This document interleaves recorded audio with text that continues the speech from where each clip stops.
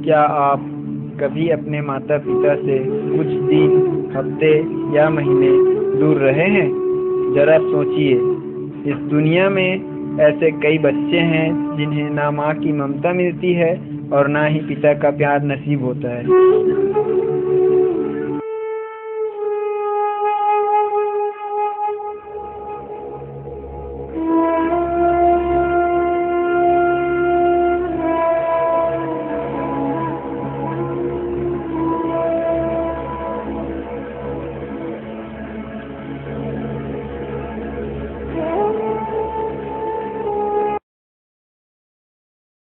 ऐसे बच्चों की सहायता संत ज्ञानेश्वर आश्रम करती है।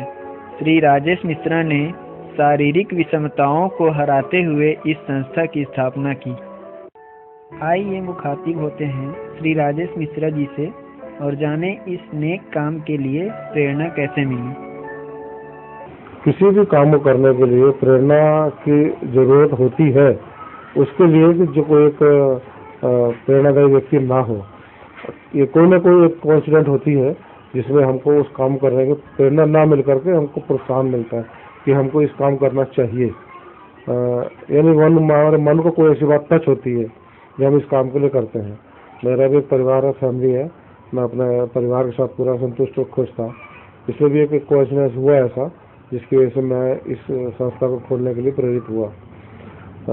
इसमें करीब 99 लगभग 14 साल पहले ऐसी एक घटना हुई थी जिससे मैंने इस आश्रम को खोलने को शुरू किया। उसमें मेरे ऑफिस का एक पीएम था चपरासी, उसकी सगाई थी। उस सगाई में मैं उसके गांव गया था, धमतरी के पास मगर रोड विकासखंड में। वहाँ एक बारिश में घर गिर गया था। उस घर के गिरने से वो पूरी फैमिली उसमें दब के मर गई थी। उसमें 3 बच्चे जो थे वो बच गए थे। और उस समय तो मैं सारी घटना समझ करके देख करके इस तरह से पुलिस आई है, देख रही है, हम लोग भी देखे चले आए वापस। 1 महीने बाद जब मैं दोबारा वहाँ गया तो देखा कि वही 3 बच्चे उन्हीं कपड़ों में घूमते हुए मिले। तो मैंने अपने पीएम से पूछा कि ये वही बच्चे हैं जिनके माता पिता दादा जो थे वो अस्पताल रहे थे। तो उसने बताया कि हाँ ये वही बच्चे हैं। तो मैंने बोला इनका कोई बच्चे तो ड्रेस चेंज नहीं हुई, वही कपड़े पहने दिख रहे हैं मेरे को जो उस समय पहने थे। तो उन्होंने बताया कि देखभाल करने वाला कोई नहीं है। तब मैंने सोचा क्यों ना इन्हीं को ही शुरू किया जाए। तो उन 3 बच्चों से उसी गांव में हमने शुरू किया। किसी भी अच्छे काम की शुरुआत में कठिनाइयां तो होती ही है। राजेश मिश्रा जी को भी कई कठिनाइयों का सामना करना पड़ा। स्टार्टिंग में तो 6 महीने में 3 महीने में चले जाते देखने के लिए, और वहाँ किसी एक व्यक्ति को उनकी देखरेख के लिए रख दिया था। ऐसे स्टार्ट किए धीरे धीरे। और फिर बाद में कुछ ऐसा लगा कि इसको विधिवत शुरू करना चाहिए। बार बार आने जाने में दिक्कत हो रही है, फंड कलेक्शन करने में दिक्कत होती थी, उनकी देखरेख की आवश्यकता बढ़ती रहती है। बच्चे बढ़ते हैं तो उनकी आवश्यकता भी बढ़ती रहती है। उनको एक प्रॉपर केयर और प्रोटेक्शन देने के लिए फिर रायपुर में हमने यहाँ खोला। इसकी रजिस्ट्रेशन कराया हमने इस संस्था का 9 अप्रैल 2। उसके लिए पूरा प्रोसीजर होता है, विभाग से जो मान्यता मिलती है उसका पूरा प्रोसीजर है। जो विभागीय अधिकारी आते हैं पूरी जाँच करते हैं, देखते हैं, पूरे डिटेल्स लेते हैं क्या ये वास्तव में संस्था सक्षम है या नहीं। उसके बाद ही आपको सर्टिफिकेट मिलेगा। वो प्रमाणीकरण होने के बाद फिर सर्टिफिकेशन करते हैं आपके स्टेट गवर्नमेंट। वो स्टेट इस अच्छे काम में श्री राजेश मिश्रा जी की धर्मपत्नी श्रीमती लीलावती मिश्रा जी, जो कि इस आश्रम की संचालिका भी हैं, ने बच्चों के पालन पोषण के लिए अपनी सीआईडी की नौकरी से त्यागपत्र दे दिया। आइए जाने इनके कुछ विचार। नहीं, ऐसा कुछ नहीं है। मेरा कोई घबराहट नहीं, क्योंकि मैं सीआईडी में इंस्पेक्टर थी पहले और मेरे को आदत हो गई सब चीज़ का, और मेरे को किसी चीज़ की डर नहीं लगती। आदमी जो सच्चाई पर चलता है वो कभी नहीं डरता, हमेशा ध्यान रखता, चाहे मैं हूँ चाहे आप। अच्छे कामों के लिए त्याग तो करना ही पड़ता है। छोड़ दे बैठे घर